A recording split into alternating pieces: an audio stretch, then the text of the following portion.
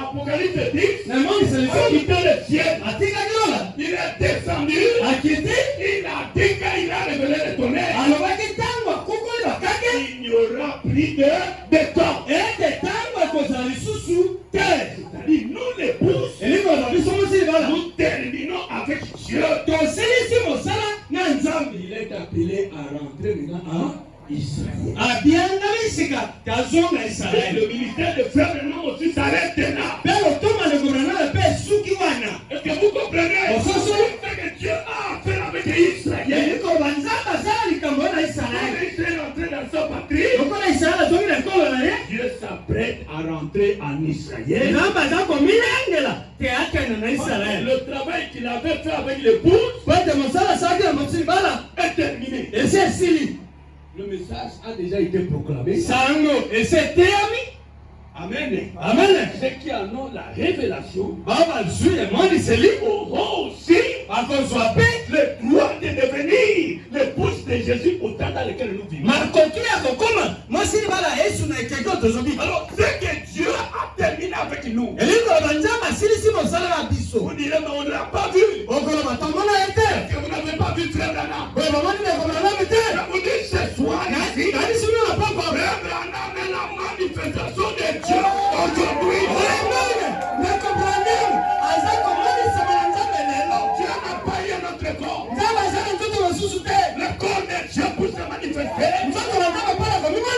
C'est William Branham. La vie éternelle est liée à ça.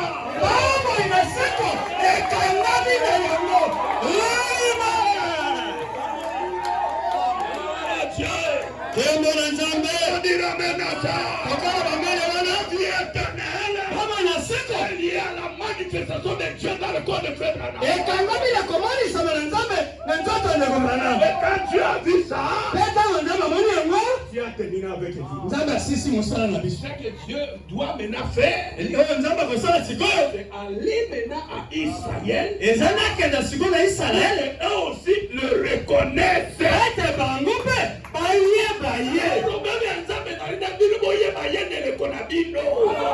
Problème de carrière moana. Amen. On a besoin de homme à ça qui est comme na ça qui pite ya ça kunate. Amen. Problème na yen sali de yo oye ba yana ele konabino.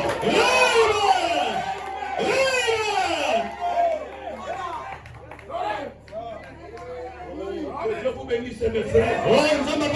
Révélation là. Et moi il sera là. En expiation des péchés.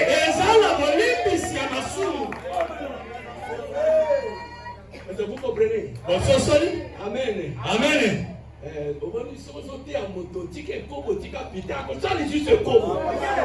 Voyez, mais nous une solution de Kobo Wana.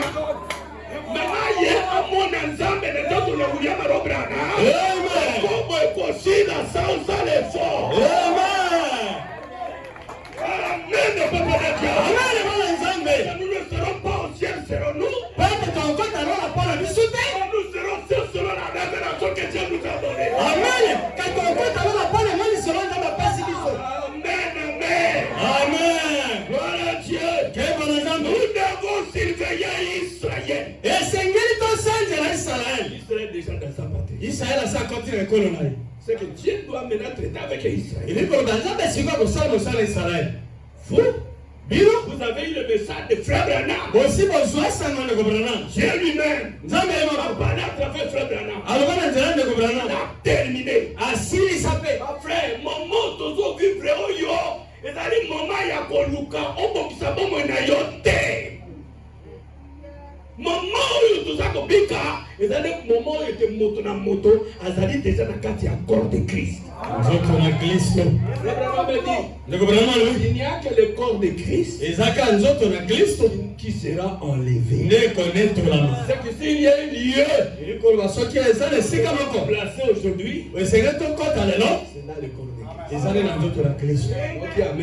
Amen. Pendant que nous surveillons Israël, frère Branham nous ramène à surveiller aussi l'Amérique.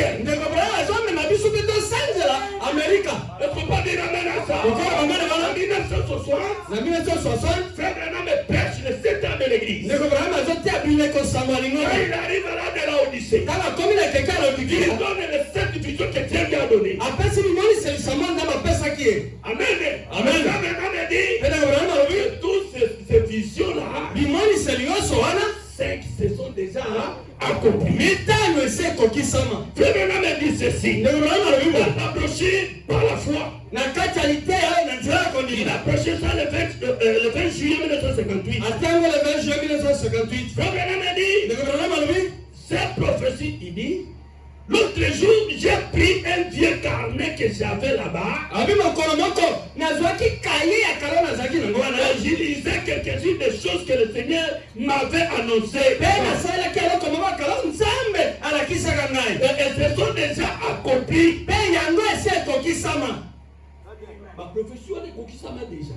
Mais il y a 2 prophéties. Kasi ezala masakoli Vous allez mibale comprendre maintenant, mes frères, okososola siko bandeko que Frère Branham attendait l'accomplissement. ete ndeko bana bana kozala kokokisama na Dans yango notre âge ici, na ekeke na biso oyo ces 2 prophéties, parmi les 2 prophéties, na kati ya misakola mibale l'unité est déjà accomplie. moko na yango ese ekokisami. Frère Branham me dit, attendez voir une voiture qui sera téléguidée sans chauffeur. ndeko bana mabi bozela komona motuka moko kotambola momemi aza na kati Qui te aura la forme d'un œuf. mpe kozala na lolenge ya liki. Frère Branham est parti. ndeko bana akenda Aujourd'hui, la chose est déjà arrivée. lelo likambo yango ese Cette ekoza voiture est déjà là. motuka yango ese ezwama C'est que là, nous mettons aussi de côté. likoloba wana totiaka mpe pembeni. Maintenant, sikoyo Frère Branham était en train de vérifier ndeko bana azali kotala la 6e vision ememisela motoba et la 7e vision. epe na oyo ya sambo La 6e vision, ememisela motoba. Frère Branham voit une femme qui sera élevée. ndeko bana azomona mwasi moko azomata Qui sera élevée dans un grand poste en Amérique. Et oyo akomata na esika moko ya monene na amerika. après cette vision-là, mpe na nsima emomiselo j'ai vu les États-Unis en fumée. abi na moni etats-unis na kati ya moninga. Donc, Amen était. amen Donc, Amen était malaisant. amen. Il a vu les États-Unis en fumée. amoni etats-unis na kati ya moninga. Et la 7e vision elikoloba emomiselo motoba a des relations avec la 7e vision. eza na boyokani na emomiselo ya sambo. Donc, Amen était. amen Amen, peuple de Dieu. amen bana nzambe. Oh, je me sens bien, mes frères. oyo naza komioka malamu bandeko. Frère Branham, il dit, ndeko bana malobi quand cette femme-là sera élevée ntango mwasi wana akomata et deviendra président, akokoma mokonzi ya mboka mwasi. Frère Branham a dit, ndeko bana malobi elle amènera les États-Unis à être anéantis. akomema etats-unis yango nyonso epeba. Les gens se réjouissent. bakasi bato bazosepela. Moi, j'ai comme président. Mais la prophétie a vu. kasi esakoli elobaki Comme il y a moi, Sowana présidente, à combien des États-Unis et Zikamoto. Bon, et que Zikamoto ndenge nini? Mutuna kwetu komituna. Bon, moi, tu kouta kuna na likolo mpe les États-Unis. Jamais. Aujourd'hui, lisez bien. Mes frères, suivez les journaux. bolanda malamu mikanda ezopanza sango. La Russie est en train de se préparer. risi eza komilengela. Hier, lobi elle a envoyé un grand missile aussi, dans les cieux etindaki misile monene na likolo pour surveiller mpona kosanzela tous comment on appelle ça? Toutes les satellites qui sont au ciel. mpona kosanzela basatelite nyonso eza na mipepe. Les Américains ont regardé baamerika batali ces satellites-là de Russie. satelite wana ya rif Moyen ya bombarder yango ezate. Amen. Bazobanga te lokola yango ezali kuna ekoya kobombarde basatelite na bango nyonso. Voilà. Donc amen. amen Amen. amen. C'est que jusqu'aujourd'hui, likoma kino lelo la Russie se prépare. risi aza komibongisa. Elle se prépare contre qui? aza komibongisa mpona na Elle se prépare contre les Amériques. aza komilengela kotelemela na amerika. Et frère Branham, eleko brana oh, la 3e vision,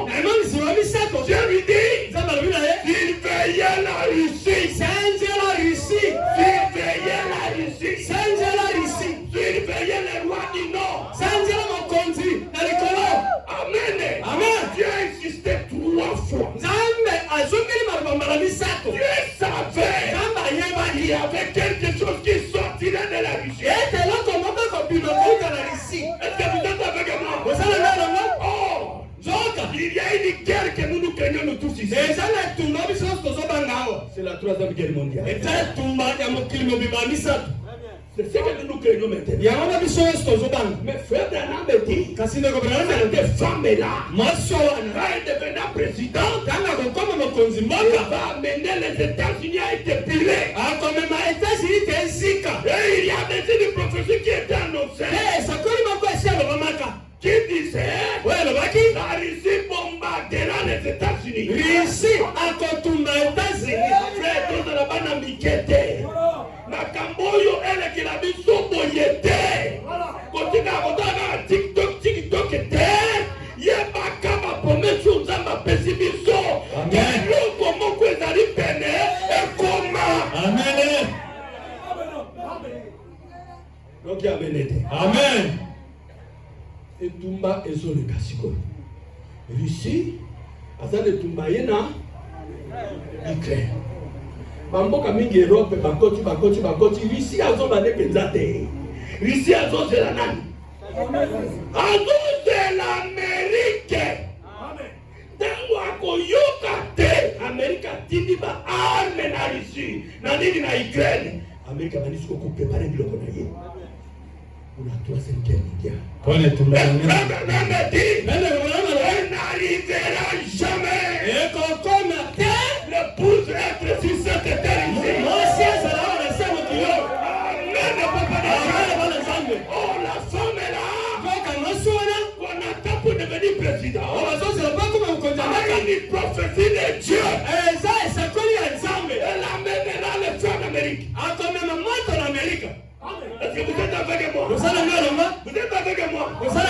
Dieu doit cesser avec nous les nations. On doit rentrer maintenant à qui? À Israël. Le frère de Name dit, quand la bombe va s'éclater, l'épouse ne sera pas sur la terre à ce moment-là.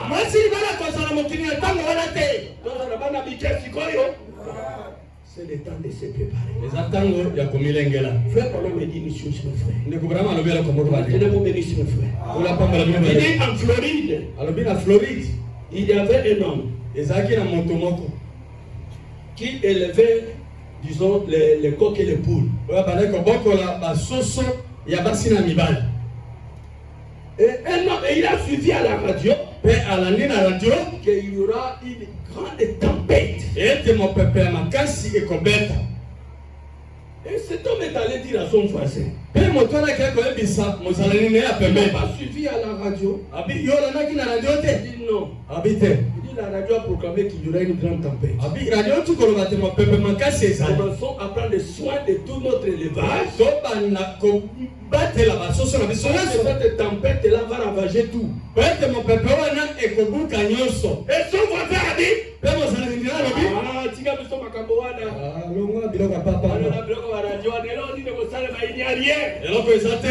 Branham a dit, la tempête est arrivée comme elle était annoncée. L'élevage de cet homme était préservé. Mais de son voisin a volé en éclat. Me dit pourquoi?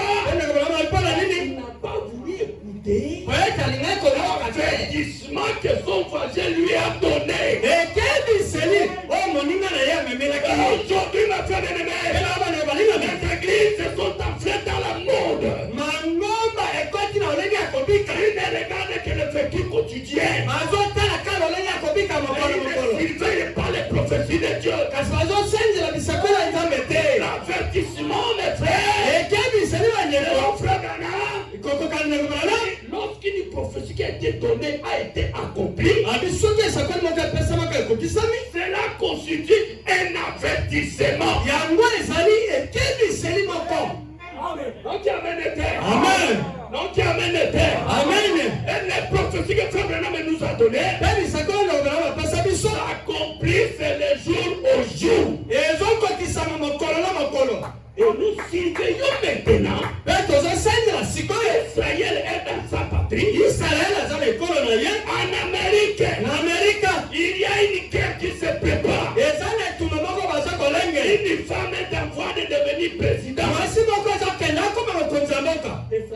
de moi sonna comme un président était. Ah, Wana, tu vas dire Kinya. Oui, mais si cette femme-là, Kamala Harris, qui est soutenue par tous les démocrates, par ce président de la République, mes frères bien-aimés, faites attention. Il y a quelque chose qui va arriver. Amen. Amen. La 7e prophétie vision va s'accomplir. Et la manière de s'accomplir, c'est la Russie qui va bombarder les États-Unis. Et la voie est déjà tracée. La guerre en Ukraine. Nous les enfants de Dieu, devons nous marcher comme des petits enfants. Non, mes frères. Celui qui n'a pas encore le Saint-Esprit, fasse un effort d'en avoir, mes frères. Soyez prêts. Entrez déjà dans le corps de Christ. Sinon, ce sera trop tard pour vous. Est-ce que vous comprenez? Il y avait dans un pays la sentinelle a monté au-dessus de la toit. Il annonce au peuple de Dieu. Je vois la guerre qui arrive. Je vois des jeunes filles en train de nettoyer les assiettes et rejeter la parole de la sentinelle. Nous sommes dans la paix. Il y a des choses comme ça peuvent arriver. Cette sentinelle que vous voyez là, allez manger la joie de vivre. Alors que la sentinelle était montée plus haut, il a vu la guerre. Subitement, la guerre est arrivée et elle a décimé les gens. Nous sommes devant une prophétie. Nous devons vous avertir, mes frères bien-aimés. Faites tout ce que vous voulez faire. Mon rôle à moi, le pasteur Mangui, en tant que sentinelle de tabernacle de gravité, je vous répète la parole de William Branham. Les temps sont arrivés à la fin. Les signes montrent déjà. Il y a quelque chose qui veut s'accomplir bientôt. Peuple de Dieu, ne soyez pas endormis. Soyez comme Daniel. On peut lire Daniel. Écoutez mes frères bien-aimés. J'ai béni cette écriture, mes frères. Abraham est en train de parler de Daniel. Ok. Frère Branham dit, Daniel a lu les mêmes paroles que nous lisons ce matin. Daniel a lu la même Bible. Avec la même ponctuation. Les mêmes phrases. Les mêmes choses que c'est que moi. Avec l'aide de Dieu. Je vais vous lire dans les quelques minutes. Daniel aussi a lu la Bible. Il a lu le prophète Jérémie. Le prophète Jérémie a promis qu'il y aura une 70 semaines qui arrivera. Et au milieu de ces 70 semaines-là, le Christ et le Saint sera l'étranger. Amen. Et Jérémie Daniel a commencé à lire ces écritures. Et à ce moment-là, ils étaient où? Ils étaient en esclavage à Babylone. Il a commencé à lire les écritures. Pour voir les signes du temps. Et il a compris à la lecture. Il n'y a plus de temps. Ils sont arrivés déjà à la 69e semaine. C'est que bientôt, quelque chose doit arriver. Abraham dit,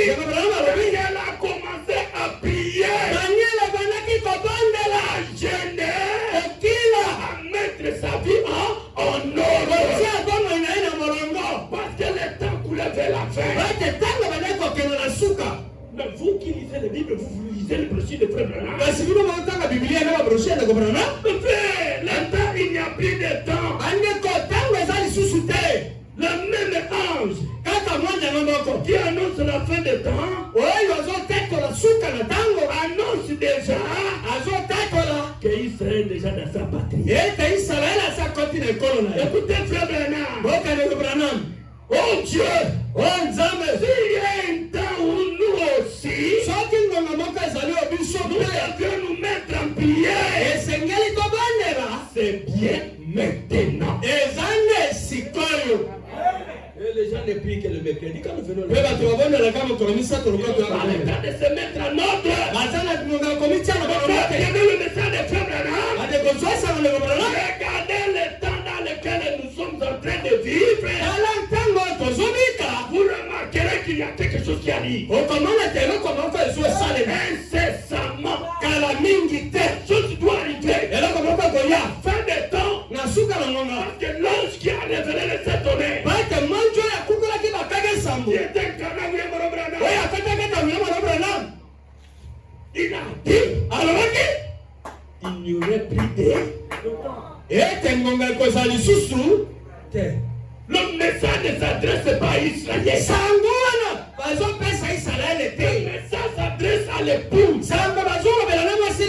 Il n'y a plus de temps, mes frères. Israël est déjà dans sa patrie. Vous lisez ici, mes frères. Vous remarquez ce que Branham dit. Il dit Israël est dans sa patrie. Il est prêt. Oh, quelqu'un vous bénisse, mes frères. Israël dans sa patrie. Il est prêt maintenant à rebâtir le temple. Et si c'est rebâtir le temple, il faudra vous dire, vous, que je n'adorerai pas le Dieu qui était chez vous. Au même moment que vous.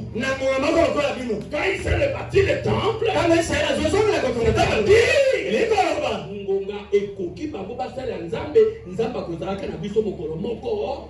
Amen. Amen. Bientôt l'adoration revient à Israël. Moi, nous voulons marcher comme des petits enfants. La Bible dit que celui qui se suit, il a s'essuyé. Celui qui se sanctifie, continue à se sanctifier. Nous ne sommes pas au temps de conflit. Nous ne sommes pas au temps de vivre une vie débauchée. Mais frère bien-aimé, l'avertissement de Dieu est devant nous. Préparez-vous qu'il y a quelque chose qui va arriver. Le peuple n'a pas tous ces avertissements. Ils n'ont pas un prophète. Nous avons William Branham. L'aigle de Dieu. Il a monté dans le firmament. Il a vu la femme qui sera présidente. Quand elle arrive à être présidente, elle amènera la guerre. Elle amènera le bombardement des États-Unis. Parce qu'on a vu les États-Unis en feu, en fumée. Oh, la femme est en train maintenant d'avancer. Elle a du succès. Alors maintenant son rival, Trump, il a dit, les gens ont méconnu ça. Ce qu'il a dit, c'est ce que Branham avait déjà prédit. Vous voulez voter Harris? Il amènera la troisième guerre mondiale. Les gens n'ont pas les prophètes. Ils n'ont pas compris les guides de Trump. Trump n'a répété que le message de Dieu. Cette guerre mondiale est là. On a amené le bombardement des États-Unis. Et l'épouse va pas être sur la terre à ce moment.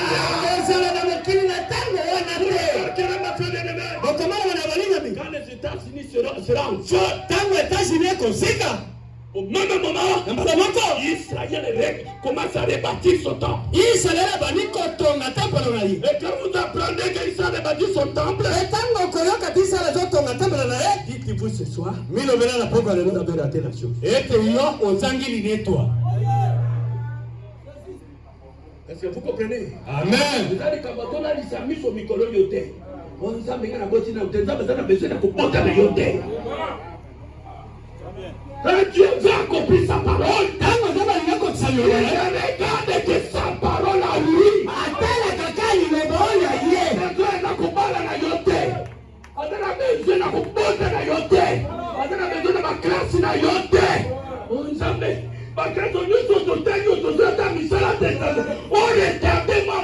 n'est pas là.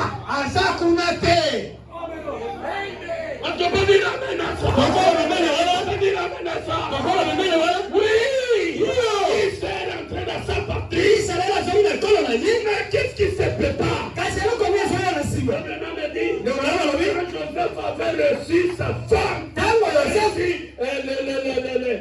Ses frères. Et les frères de Joseph sont de 144 000. Le frère Branham dit, il va nous quitter. Il va en Israël. Et vous prêchez aux 144 000. Et Joseph était là. Le type de Christ. Il était sur son trône. Il apprend. Les frères sont là. Qu'est-ce que Joseph a fait? Il a regardé tout autour de lui. Il a vu sa femme. Il a vu ses enfants. Il dit, vous allez dans les palais. Je ne peux pas vous recevoir. Et même un moment que mes frères qui sont déjà arrivés. Là, vous posez la question. Les frères des gens ne sont pas tous arrivés. Ils étaient déjà arrivés. Quoi était déjà devenu arrivé à Joseph? Ok. Mais Joseph était le type de Jésus. Il ne s'est pas recevoir ses frères. Pendant qu'il était avec sa femme. Mon épouse, je ne peux pas vous recevoir. Et là,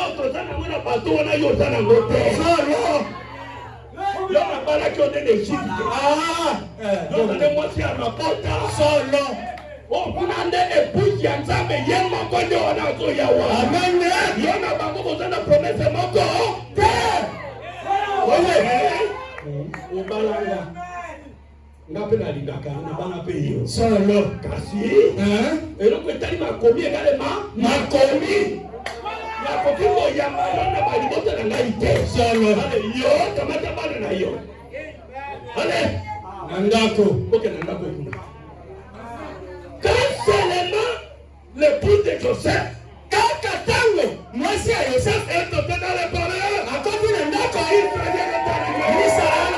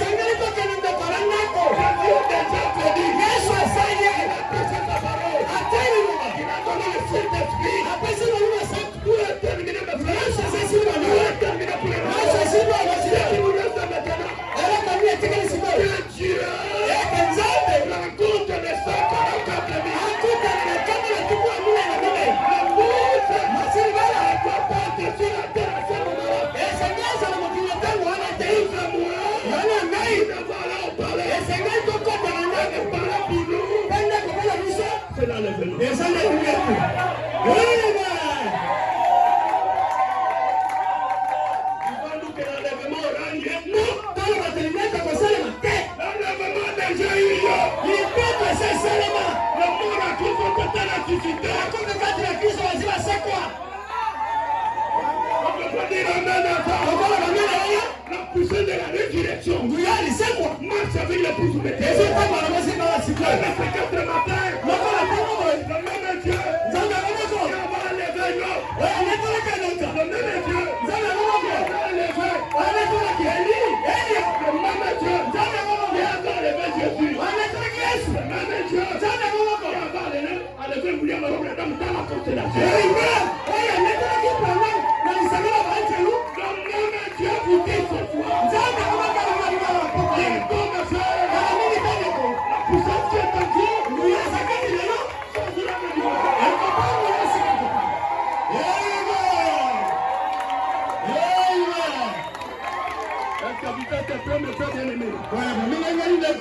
Vous êtes prêts?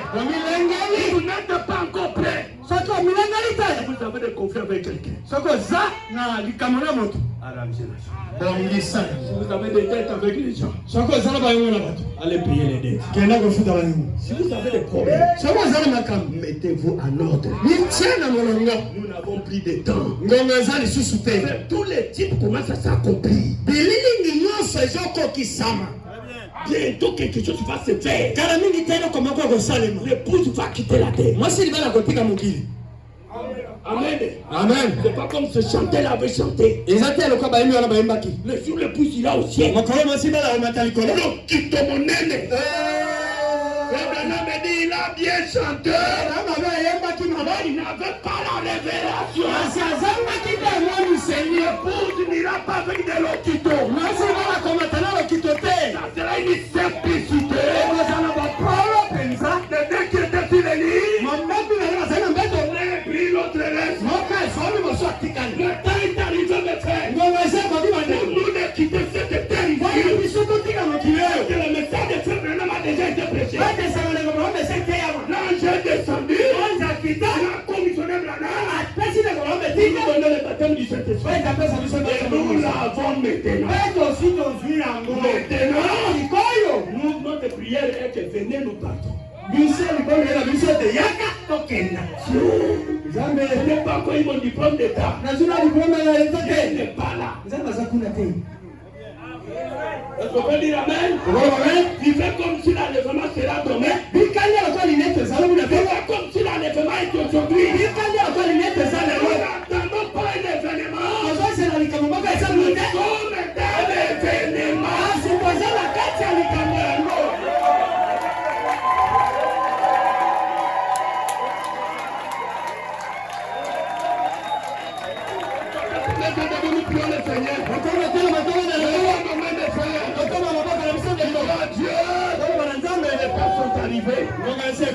Seigneur, ne me laisse pas. Je veux que ma vie soit conforme à ta parole. Les temps sont arrivés, Père. Il n'y a plus de temps. C'est le temps de partir. C'est le temps de quitter cette terre. Cette fois, vous l'avez. Nous ne craignons pas les bons. Non. Nous ne craignons pas les bons. C'est que nous craignons une vie qui n'est pas correcte. Qui n'est pas notre. Ne pas comme à nous en a de Jésus. Ne pas séparer avec le monde. Ne pas séparer avec le péché. L'heure est arrivée. Prenez conscience. Nous devons aller aussi. Nous mettons les mains. Voilà Dieu. Voilà le Seigneur Jésus.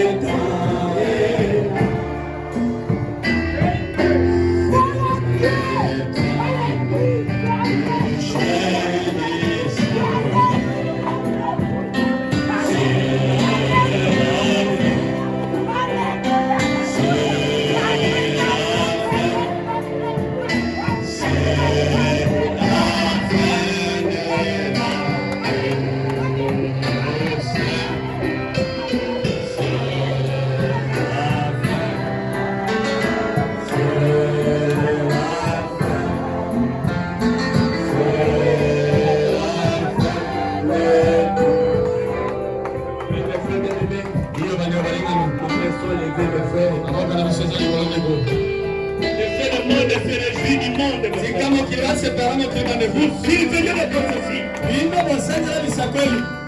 Nous sommes arrivés à la fin des temps. Tokomina suka batako. Nous sommes arrivés à la fin. Tokomina suka. Il n'y a plus de temps, mes frères. Wangazali susute. Continuez à observer. Kobako senzela. Regardez vos émotions. Tala baposa na yo. Regardez votre affection. Tala bolingo na yo. Vous vous affectionnez à quoi? Lozoni ngakabingi ni. Aux choses du monde. Makamo mokili. Vous avez échoué. Wana usol. Obungi. Non, non, mes frères. Tendeko. Non, les choses du monde ne nous disent plus rien. Makamo mokili mala biso sana tina te. Maintenant, c'est le temps de quitter cette terre. Siko tokomina la ngonga ya kopika mokili oyo. Chacun doit prendre soin Mokolo moko asengela zo mokuba. de son âme. Ya elimo na ye. Est-ce que je suis dans le corps de Christ? Oye, kana kwaki na ndoto la Kristo. Est-ce que je peux partir l'un de ces 4 matins? Oye, tomo makobo na connect. Les signes montrent déjà. Bilembo ezotalisa. Dans peu de temps, Ete kala mingi te. quelque chose doit arriver. Eloko moko ekosalema. Ne soyez pas endormis. Kolala te. Soyez éveillés. Zala moko ezosanzela. Soyez en éveil. Zala na kosanzela. N'acceptez jamais que quelque chose de détruire puisse entrer en vous. Kondima tete mbilo moko akwata kati na yo. Maboko na biso ezali koloba ndeko. Soko moko mitika na maboko na nkolo. Komanda na nkolo.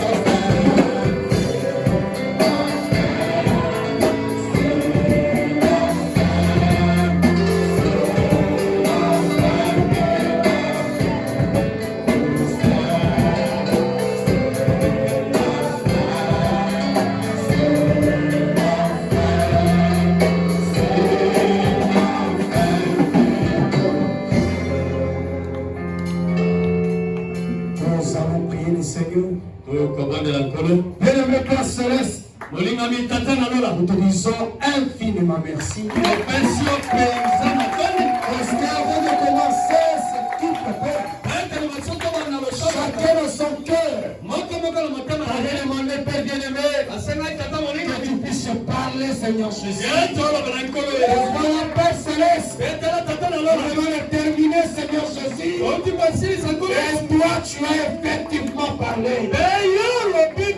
Oh Père, nos cœurs sont encore à la joie ce soir.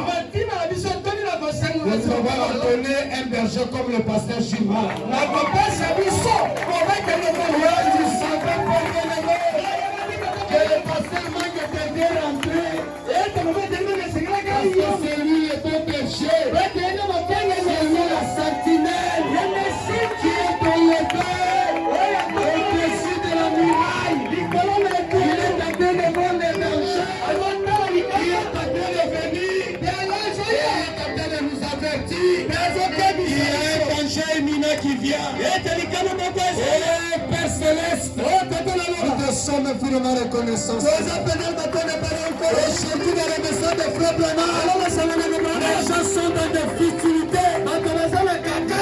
Loin des serviteurs de Dieu. Loin des serviteurs de Dieu. Peuvent avertir le peuple. À ce danger imminent. Qui est en train de venir. Qui sont en train de rappeler au peuple.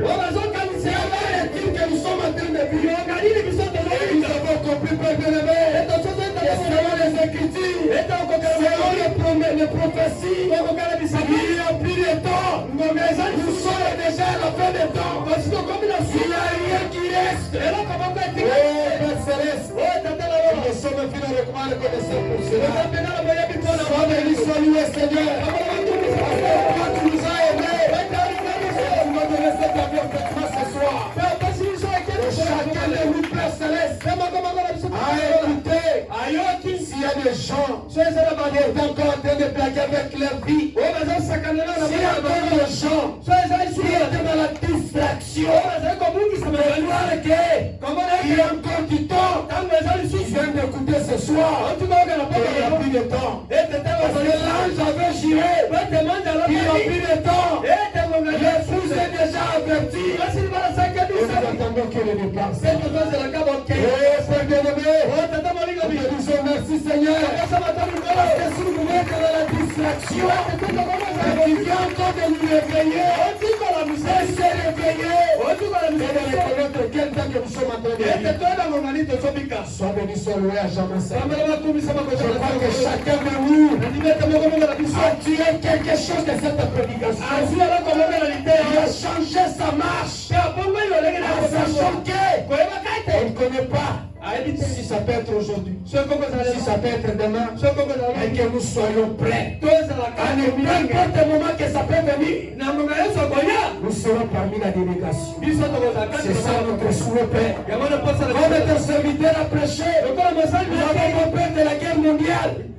Nous n'avons pas peur de guerre. Nous avons pas qui descendra en États-Unis. Et notre souci est que tu peux y aller. Parce que le prophète a tout parlé. Sois béni, sois loué pour cela. Ton peuple est venu ce soir. Va écouter ton avertissement. Oh Père bien-aimé, que nous soyons pas des insensés. Qui vont piétiner la vérité. Qui vont s'en foutre de ceux qui vont t'écouter. Mais que nous soyons des hommes vigilants. Qui vont vérifier leur vie chaque temps. Parce qu'il n'y a plus de temps, Père Céleste. Bénis ton serviteur, le révérend Jules. Le véritable sentinelle. Quand tu as placé le tabernacle de Rachel, c'est une grâce que nous avons reçue. Les autres serviteurs sont dans la distraction. Mais lui, il est en train de rappeler le peuple de Dieu. Et savoir quel temps que nous sommes en train de vivre. Bénis ce grand ministère que toi tu as donné. Demandons encore beaucoup de jours pour lui, Père. Et la paix de santé, Père bien-aimé. Parce que s'il n'était pas en bonne santé, on ne pouvait pas écouter les choses pareilles. Et Père Céleste, il a parlé avec un homme. Il a prédit tout ce qu'il pouvait voir comme donne de l'énergie. Oh Père Céleste, que tu puisses encore le redonner, Seigneur. Ce qu'il a perdu, au centuple, Père Céleste. Bénis tous les peuples qui sont venus ici. Les prières qui ont marché pour l'évangile. Les oreilles qui ont écouté cet avertissement. Et les cœurs qui sont disposés à s'accommoder, Père Dieu-aimé, à ce que nous avons écouté. Bénis ton peuple, Père. Bénis les dîners, les offrandes. Nous sommes maintenant en train de rentrer à la maison. Oh, le nom de Dieu qui était venu avec nous. Que tu rentres avec chacun de nous. Si on a encore un dimanche, que nous allons encore nous rencontrer, nous ne manquerons pas à te dire merci. Et que ce que nous avons écouté ce soir soit pour nous, Père, quelque chose que nous devons méditer nuit et jour. Et ça nous aidera, Père bien-aimé, à être toujours prêts. Nous te disons merci, Seigneur, parce que nous étions venus vivre. Et nous sommes rentrés avec beaucoup de corbeilles. Bénédiction, Père Céleste. Amen et la gloire te soit rendue. Au nom de Jésus-Christ. Amen. Amen.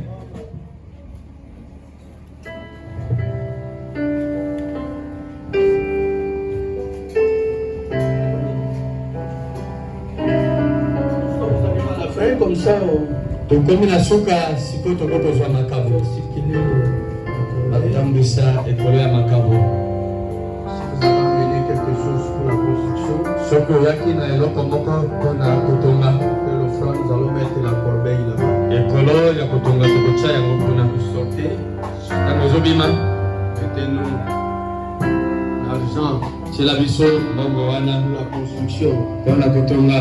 Le dimanche, n'oubliez pas, mokolo yenga kobosana te, c'est le jour de nos 10 000. eza mokolo ya ba 10 000 na biso. Je ne veux plus voir la honte de la fois passée. kozwa soni oyo ya mbala eleki te. Je ne veux plus voir nalingi so namona soni ya mbala oyo eleki la te. honte de la fois passée. Soni ya mbala oyo eleki te. Quand les frères doivent venir ici dire que bon, na futeli bato nyonso to wana mbongo oni ozosepela ndenge nini oyo eza makambo ya soni mpenza bafutelaka mbongo mpo ozosepela monoko ezoseka a makambo ya soni.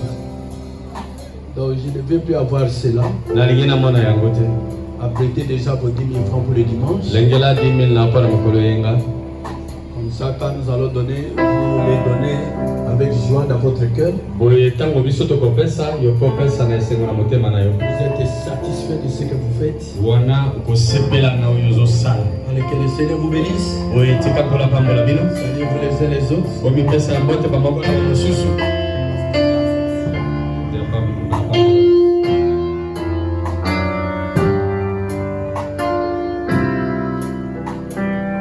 Ok, le dimanche, iyo mokolo yenga comme on a fait le dimanche passé, lokola tosala mokolo yenga oyo eleki nous commençons à 7h30. tokobanda na ngonga ya sambo na ndambo 9h, on termine. na ngonga ya libwa tosilisi. Nous avons vu des sœurs qui sont venues. tomonaki bandeko basi oyo bayaki. Quand vous êtes partis, nous avons reçu aussi des sœurs ici. ntango bino bokendeki toyambaki mpe bandeko basi mosusu bayaki. Nous avons mis à la disposition de la sœur docteur. mpe totiaki bango na bokamami ya ndeko mwasi docteur. Toi, tu les gères. tobi yo kamba bango. Toi, le propriétaire de la maison. yo mokolo ndako. Nous, on a déjà terminé. biso tosi tosilisi. Donc, nous, on commence à 7h. biso tokobanda na ngonga ya sambo na ndambo. Et nous terminons à 9h. mpe tozosilisa na ngonga ya libwa. Fini. esili. Quand vous venez à 10h, ntango koya na ngonga ya ne zomi. venez même pas parce que vous n'allez trouver personne. koya ta te mpo kokuta moto moko te. Que le Seigneur vous bénisse. tika ngola pambola bino bandeko. Est-ce que vous avez la joie de servir Dieu? boye kozala esengo kosalela nzambe. Amen. amen. Le frère, j'ai raisonné sur quelque chose. bandeko na mana okanisa likolo eloko moko. Suivez seulement les informations. olandaka maloba bazopesa. Vous trouvez que ces derniers temps, beaucoup de pasteurs sont en train de mourir. okomona te na ntango oyo babateli ebele bazokufa mpenza. Les autres avenir leur côté. Hein? Les autres avenir leur côté. Ok, bah, on va faire quelque chose de sur le point d'arriver. eloko moko elingi ekomakala mingi te. Ça va tomber dans ma centre, na yé déjà. Vous êtes? oye Ah, on va tomber déjà bango. Ah, vous allez après, va faire. Tiens, bango kuna, tiens, on peut pas vous soulever par ça. Tiens, on a ok, d'accord, allez. Ok, na kimana Yesu Christ. amen.